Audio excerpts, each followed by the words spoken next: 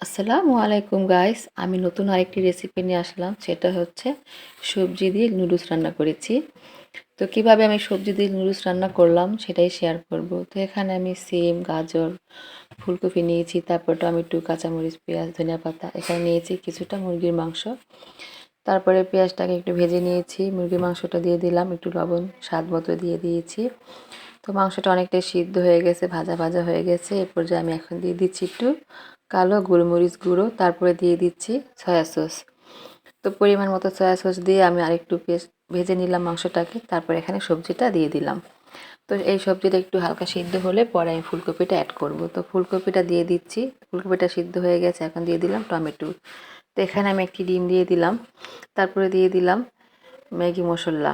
তো এখানে নুডলসের মশলাটা আমি এখানে দিয়ে দিলাম। তো এই মশলাটা দিয়ে আমি সবজিটাকে খুব ভালো মতো মিশিয়ে নুডলসটা দিয়ে দিলাম। তো আমার নুডলস রান্না করা কমপ্লিট। লাস্টে আমি একটু ধনিয়া পাতা দিয়ে দিলাম। তো দেখতেই পাচ্ছেন কীভাবে আমি সবজি নুডলস রান্না করেছি, কতটা সুন্দর হয়েছে। তো আমার ভিডিও দেখে যদি ভালো লেগে থাকে তাহলে একটি লাইক দিবেন, আমার ভিডিওটাকে শেয়ার করে দিবেন। ফেসবুক পেজ থেকে দেখলে ফলো দিয়ে রাখবেন। সাবস্ক্রাইব করে সবাই আমার পাশে থাকবেন। সবাই ভালো থাকবেন। আল্লাহ হাফেজ।